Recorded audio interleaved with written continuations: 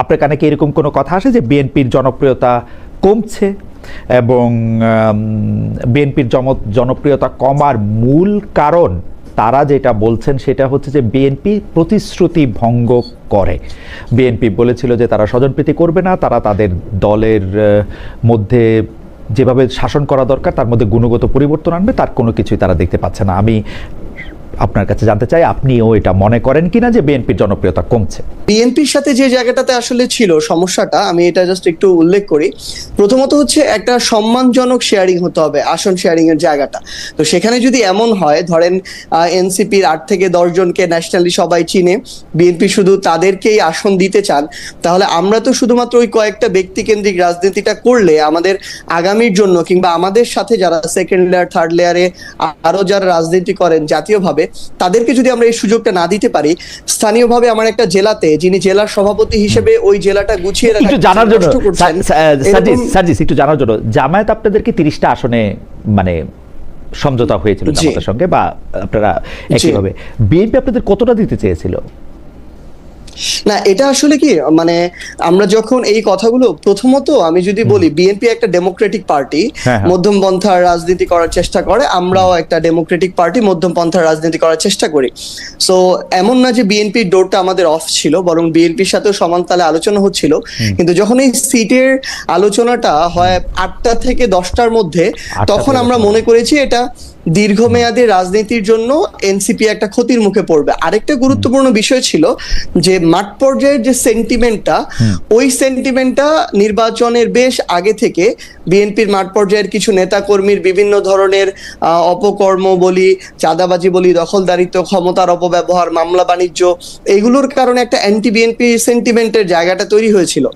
আরেকটা বিষয় ছিল যেটা আমরা চিন্তা করছিলাম, যে আপনি দেখবেন বিএনপি যে কয়েকটা আসন ছেড়েছে তাদের জোট সঙ্গীদেরকে, সেখানেও অধিকাংশ জায়গায় বিদ্রোহী প্রার্থী আছে, এবং বিএনপির যে আসনগুলো ছিল সেখানেও বিএনপির বিদ্রোহী প্রার্থী আছে, এবং তাদেরকে বহিষ্কার করে সরাসরি বিএনপির চেয়ারপারসন জনাব তারেক রহমান বলার পরও তাদেরকে বসাতে পারেন নাই।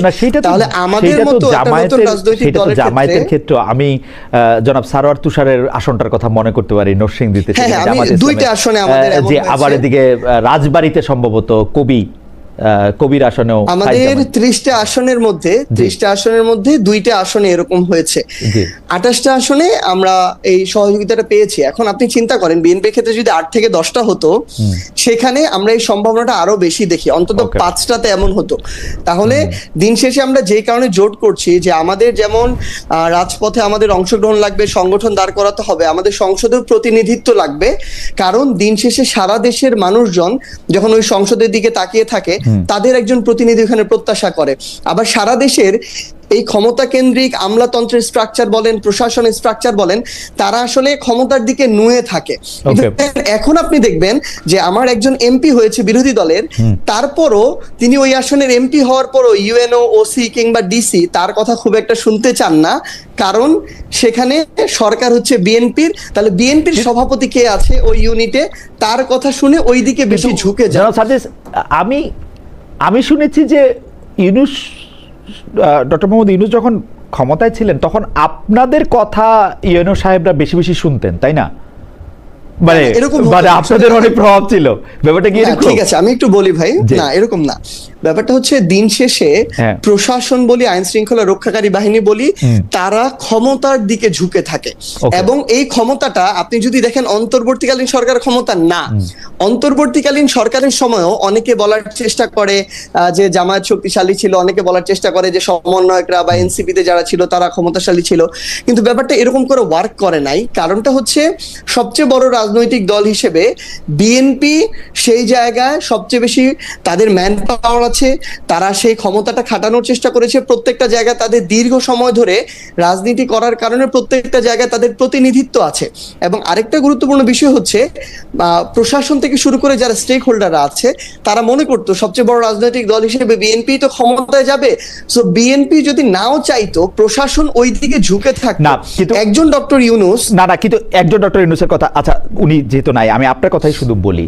জনাব সার্জিস আলম আজকে কত 2026-এর 16 জুন, তো 2026-এর 16 জুনে সার্জিস আলম যতটুকু ক্ষমতাশালী, 2025-এর 16 জন কি তার চেয়ে অনেক বেশি ক্ষমতাবান ছিলেন না? আমি শুনেছি জনাব সার্জিস আলম কোথাও ফোন করলে সেইটি বাস্তবায়িত হইতো খুব দ্রুত। আমি শুনছি, এটা আমার শোনা কথা, আমি জানি না ঠিক। না ভাই, আসলে এরকম অনেক কিছু শোনা যায়। না, আপনার কাছে কি মনে হয়? আপনি বলেন যে আপনার কাছে কি মনে হয়? আমি তখনও একদম যেটা খুবই ইমার্জেন্সি একটা জায়গায় প্রয়োজন, একটা ইনজাস্টিস হয়ে যাচ্ছে, তখনও আমি আমার জায়গা থেকে ওই জায়গায় কথা বলেছি। যদি প্রয়োজন হয় এখনো কথা বলি। তখনও যেরকম আমি রেসপন্সটা পেতাম, আমি খুবই কল দেওয়ার চেষ্টা করতাম, কারণ এগুলোকে বিভিন্ন খাতে প্রবাহিত করা হতো এবং আমরা এগুলো অনেক কিছুর মধ্যে দিয়ে গিয়েছি, কারণ পূর্বে আমাদের এই রাজনৈতিক অভিজ্ঞতাটা ছিল না। তো এখনো যদি এরকম কোথাও মনে হয়, আমরা যোগাযোগ করি প্রশাসনে বা বিভিন্ন জায়গায়, যদি আমাদের দাবিটা ন্যায়সঙ্গত হয় আমরা ওইটুকু পজিটিভ রেসপন্স পাই আমাদের জায়গা থেকে। তবে তখনও এরকম কিছু কর্মকর্তা কর্মচারী ছিল যারা মানে আমাদের অনেক কিছুকে হয়তো পজিটিভলি নিত না, হয়তো বা তার সাথে একটা আওয়ামী লীগের সংশ্লিষ্টতা বা কিছু ছিল এমন হতে পারে, বা এমন অনেকেই আছে যাদের সাথে হয়তো আমাদের মতাদর্শিক পার্থক্য থাকতে পারে, দলীয় পার্থক্য থাকতে পারে। এমন কিছু মানুষ তখনও ছিল, এখনো আছে। প্রধানমন্ত্রী আজকে সুবিধাবাদী অবস্থান নিছেন। উনি ব্রাজিল আর্জেন্টিনা কোনোটাতেই যান নাই, উনি আজকে ইংল্যান্ডের পক্ষ নিছেন। না হলে উনার সকল শুভাকাঙ্ক্ষী দুই ভাগে বিভক্ত হয়ে যাইতো, এক ভাগ অনেক ফেভার পাইতো, এক ভাগ পিছনে পড়ে যাইতো। আমি একটা কথা বলি, সেইটা হচ্ছে যে ব্রাজিল, আর্জেন্টিনা, উরুগুয়ে, কলম্বিয়া বা ভেনেজুয়েলা, মানে এই দেশগুলির খেলা দেখে আমরা ফুটবল খেলাকে ভালোবাসি। আসলে ঘটনা হচ্ছে 82-86 সালের আগ পর্যন্ত এটা সুবিধাবাদী অবস্থান না ভাই। আপনি আর্জেন্টিনা সাপোর্টার, আমি জানি, আপনি আর্জেন্টিনা সাপোর্টার আমি জানি, নাসিরও আর্জেন্টিনা সাপোর্টার। এটা পৃথিবী দুই ভাগ হওয়ার জন্য না। আমি মনে করি ব্রাজিল আর আর্জেন্টিনার যে দ্বন্দ্ব আমাদের দেশে, সেইটাই ফেক। সরকারে যদি আসি, আসলে আমরা এখন একটা সংসদে বিরোধী দলীয় জোট হিসেবে ফাংশন করছি। তো সেই জায়গা থেকে আসলে আমাদের অনেকের এই প্রশ্নটা ছিল যে স্থানীয়ভাবে আমরা একসাথে জাতীয় নির্বাচনের মতো নির্বাচন করব কিনা। কিন্তু আমরা যখন, যে খুব স্বাভাবিকভাবে আমাদের জোটের বড় রাজনৈতিক দল জামায়াত ইসলামী, তাদের সাথে আমরা যখন কথা বলেছি, তাদের ইচ্ছাটা হলো তারা এককভাবে এই নির্বাচনটা করতে চায় এবং আমাদের মনে হয়েছে যে আমরাও এই নির্বাচনটা এখন পর্যন্ত আমাদের সিদ্ধান্ত এককভাবে করতে চাই। কারণটা হচ্ছে এর মধ্য দিয়ে আমরা যেমন যেই 30টা আসনে জাতীয় নির্বাচন করেছি শাপলাকলি প্রতীকে, সেখানে ওয়ার্ড পর্যন্ত এনসিপির একটা ভিত্তি তৈরি হয়েছে। সো আমরা স্থানীয় নির্বাচনও যদি এককভাবে এই নির্বাচনটা করতে পারি, আমরা হয়তো খুব বেশি জায়গায় জিততে পারবো না, কিন্তু ওই জায়গায় আমাদের একটা সমর্থক, শুভাকাঙ্ক্ষী কিংবা ভোট বেস তৈরি হবে, অন্তত একটা সাংগঠনিক কাঠামো তৈরি হবে। আমার একটু জানার ইচ্ছা, যেহেতু আপনি মুখ্য সংগঠক একটা বড় জায়গার, আপনার কাছে ভাই আমাকে একটু একটা জিনিস বলি, কিছু মনে করে না, আমাকে হচ্ছে জনাব সার্জিস বললে ভালো হবে। আলম শুনলে সালামের কথা মাথায় চলে আসে। না মানে লাস্ট নেমটার সাথে জনাব করতে হয়, তো সেই জন্য আমি এটা বলছিলাম আর কি। আমার অসুবিধা নাই, আপনি আমাকে অনুমতি দিলে আপনাকে সার্জিস বলেও ডাকতে পারি আমি, মানে আপনি যদি কিছু মনে না করেন। তো সার্জিস, যে জিনিসটা আমি বুঝতে চেষ্টা করতেছিলাম যে আপনি মাঠ পর্যায়ে যখন, বিশেষ করে স্থানীয় সরকার নির্বাচনগুলি খুব হিটেড হয়, আপনি জানেন বা এই ব্যাপারে যাদের অভিজ্ঞতা, তো সেই ক্ষেত্রে কি জামায়াতে ইসলামীর সাথে আপনাদের যে জোটটা এখন সংসদে, বা যেটাকে আপনারা নির্বাচনী জোট বলছেন, সেইটা কোনোভাবে হ্যাম্পার্ড হতে পারে? কারণ আপনাদের হয়তো, আপনাকেই হয়তো সেখানে গিয়ে কোনো একটা অঞ্চলে আপনাকে হয়তো জামাত ইসলামের বিপক্ষে কিছু একটা বলতে হইতে পারে, আমি জানি না, মানে এইটা আপনারা চিন্তা করেছেন? জি, এটা একদমই স্বাভাবিক এবং এটা আমরা চিন্তাও করেছি। এই জায়গা থেকে আসলে জোটের যে বন্ডিংটা কিংবা হচ্ছে যেভাবে পারফর্ম করার জায়গাটা, আমি এটা মনে করি আপাত দৃষ্টিতে কিছুটা ওইখানে নির্বাচন চলাকালীন সময় ডিস্টেন্স ক্রিয়েট হবে। কারণ দিন শেষে মাঠ পর্যায়ের এই যে সোশ্যাল মিডিয়া কেন্দ্রিক বা মাঠ পর্যায়ে নির্বাচনী এনভায়রনমেন্টটাতে আপনি দেখেন, যখনই দক্ষিণে সাদিক কায়েমের নাম আসলো, আসিফ মাহমুদের যারা সমর্থক শুভাকাঙ্ক্ষী, সাদিক কায়েমের যারা সমর্থক শুভাকাঙ্ক্ষী, তাদের মধ্যে কিন্তু একটা মানে সোশ্যাল মিডিয়া একটা ফাইট শুরু হলো আর কি, আসার সাথে সাথে। কিন্তু ধরেন বিএনপির যিনি প্রার্থী হতে যাবেন, তার সাথে কিন্তু এটা হয় নাই। সো ওই জায়গা থেকে মনে হয় হয়তো কিছুটা এই জায়গায় একটা ডিস্টেন্স আসতে পারে, কিন্তু দিন শেষে রাজনৈতিক জোটটা আবার দেশের স্বার্থে, সংসদের স্বার্থে এটা গুরুত্বপূর্ণ, কারণ মানে আপনারা যে অবস্থায় বিরোধী দল আছে দুইটাকে আলাদা আলাদা করতে পারবেন, মানে ক্লাব ফুটবল আর বিশ্বকাপ ফুটবলের মতো যেরকম আমরা করার চেষ্টা করব আমরা, তবে এটাতে কতটুকু সফল হবে এটা সময়ই বলে দিবে। তবে এখনো যেহেতু স্থানীয় নির্বাচন অন্তত আরো 6 মাস আছে, আমরা যেটা বুঝতে পারছি আমাদের স্থানীয় সরকারের যিনি মন্ত্রী আছেন, আমাদের মহাসচিব, তার কথায়, তাহলে সময়ের সাথে সাথে আরো বোঝা যাবে নির্বাচনের 1 মাস 2 মাস আগে গিয়ে যে এখানে তো কয়েকটা লেয়ার, সিটি কর্পোরেশন আছে, উপজেলা আছে, পৌরসভা আছে, ইউনিয়ন, ওয়ার্ড আছে। সো এমনও হতে পারে 2-1টা লেয়ারে জোটগতভাবে হলো, যেটা করা সম্ভব, যেটা বড় আকারে, এমন হতে পারে বাকিগুলো এককভাবে হলো, কিন্তু এখন পর্যন্ত আমরা এককভাবে প্রস্তুতি নিয়ে আগাচ্ছি। ওকে, আপনারা এককভাবে প্রস্তুতি নিয়ে আগাচ্ছেন, কিন্তু সেটি পরে আবার কিছুটা পরিবর্তনও হতে পারে। যেমন জাতীয় সংসদ নির্বাচনের ক্ষেত্রে আমরা প্রথমে আপনাদের মনে হয়েছিল যে আপনারা এককভাবে নির্বাচন করবেন, পরে আবার সেটা ভিন্ন বাস্তবতা ভিন্ন হয়েছে, সেটি নিয়েও আমরা আসলে নিশ্চয়ই পরে শুনবো। 16 বছর যেই স্বৈরাচার পালিয়ে গিয়েছে, যেই স্বৈরাচারকে বাংলাদেশের জনগণ বিতাড়িত করেছে আন্দোলনের মাধ্যমে, সেই স্বৈরাচার এই দেশের প্রত্যেকটি ক্ষেত্রকে কিভাবে ধ্বংস করে দিয়ে গিয়েছে এটি আমরা জীবনের পরতে পরতে অনুভব করতে পারি।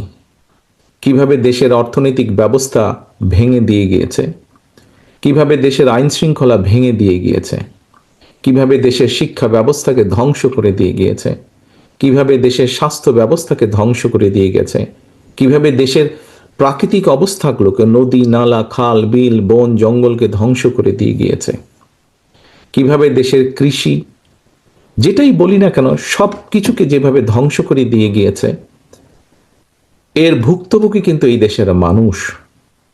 এখন একটি রাজনৈতিক দল হিসাবে এবং এই মুহূর্ত পর্যন্ত আত্মবিশ্বাসের সঙ্গে আমরা বলতে পারি বাংলাদেশের জনপ্রিয় রাজনৈতিক দল হিসাবে বিএনপির দায়িত্ব হচ্ছে দেশকে সঠিকভাবে পরিচালনা করা। দেশের মানুষ যখন বিএনপিকে দেশের দায়িত্ব, পরিচালনার দায়িত্ব দেবে। প্রিয় ভাই বোনেরা, যেদিন স্বৈরাচার পালিয়ে যায়, আমাকে মহাসচিব সাহেব তখন ফোন করলেন, ফোন করে বললেন যে জাতীয় সরকার গঠিত করলে ভালো হয় কিনা, অথবা আমরা জাতীয় সরকারে যাব কিনা। তখন বিভিন্ন রকম একটা হেফাজত কন্ডিশন। আমি তখন বলেছিলাম যে আমরা জনগণের রায় মাথা পেতে নেব, আমরা জনগণের কাছে যাব, আমরা জনগণ যে সিদ্ধান্ত দিবে তাই আমরা মাথা পেতে নেব। কাজেই আমি সেই মুহূর্তে মনে করেছিলাম যে জাতীয় সরকারে আমরা যাব না, আমাদের লক্ষ্য, আমাদের উদ্দেশ্য সবকিছু নিয়ে আমরা জনগণের সামনে দাঁড়াবো। আমরা স্লোগানে বলি যে জনগণই আমাদের সকল ক্ষমতার, রাজনৈতিক ক্ষমতার উৎস। কাজে জনগণই যদি আমাদের রাজনৈতিক ক্ষমতার উৎস হয়ে থাকে, তাহলে কেন আমরা জনগণের সামনে গিয়ে দাঁড়াবো না? আমাদের লক্ষ্য বলবো দেশকে নিয়ে, জনগণকে নিয়ে, আমাদের উদ্দেশ্য বলবো দেশকে নিয়ে, জনগণকে নিয়ে, এবং জনগণ যে সিদ্ধান্ত দেবে আমরা মাথা পেতে সে সিদ্ধান্ত নিব। প্রিয় ভাই বোনেরা, তোমাদের নিশ্চয়ই মনে আছে আজকে থেকে প্রায় 3 বছর আগে বাংলাদেশে তখনও স্বৈরাচার বিপুল দাপটে এই দেশকে, দেশের মানুষের বাক স্বাধীনতার গলা টিপে রেখেছে, দেশের মানুষের রাজনৈতিক অধিকারের গলা টিপে রেখেছে। কিন্তু সেই রক্তচক্ষুকে উপেক্ষা করে আমরা দেশের মানুষের সামনে সংস্কার প্রস্তাব দিয়েছিলাম, যেটি 31 দফা হিসাবে পরিচিত সকলের কাছে, তাই নয়? মনে আছে নিশ্চয়ই তোমাদের। এই 31 দফার মধ্যে তোমরা 31 দফা মানুষের কাছে নিয়ে গিয়েছ। আজকে আমরা 31 দফার ভেতর থেকে বিভিন্ন শ্রেণীর মানুষের কিভাবে আমরা ভাগ্যের পরিবর্তন ঘটাতে পারি, সংক্ষেপে তোমাদের সামনে আজকে 8টি সাবজেক্ট উপস্থাপন করা হয়েছে। এর মধ্যে আছে, এখানে এক বোন বলেছে সে ক্ষুদ্র জনগোষ্ঠীর প্রতিনিধিত্ব হিসেবে বলেছে, তার প্রশ্নটি অন্যরকম ছিল। অন্য অনেকেই বলেছে, শিক্ষা নিয়ে বলেছে, অনেক কিছু নিয়ে বলেছে। দেখো, বাংলাদেশ যখন 1971 সালে স্বাধীন হয়, সেই স্বাধীনতা যুদ্ধে লক্ষ লক্ষ মানুষ যুদ্ধ করেছে, লক্ষ লক্ষ মানুষ প্রাণ দিয়েছে যুদ্ধে। অর্থাৎ দেশটি স্বাধীন করার জন্য কিন্তু লক্ষ লক্ষ মানুষকে এক কাতারে এসে দাঁড়াতে হয়েছে। আজকে আমরা দেশ গড়ার পরিকল্পনা, এই কাজটি যদি আমাদেরকে সফল করতে হয়, সারাদিন যে সকল বিষয় নিয়ে তোমরা আলোচনা করলে, এই কাজগুলোকে নিয়ে যদি আমাদের সফল করতে হয়, অর্থাৎ দেশকে যদি সামনে নিয়ে যেতে হয়, মানুষকে যদি তার অবস্থান পরিবর্তন করে ভালো অবস্থানে নিতে হয়, তাহলে আমাদের সকলকে কাঁধে কাঁধ মিলিয়ে কাজ করতে হবে। আমি গত 5ই আগস্টের পর থেকে আমি গত প্রায় 1 বছরের বেশি সময় ধরে বলে আসছি যে আমাদের সামনের সময়গুলো কিন্তু খুব ভালো নয়, সামনে অনেক কঠিন সময়ে অপেক্ষা করছে আমাদের জন্য। বিভিন্নভাবে বিভিন্ন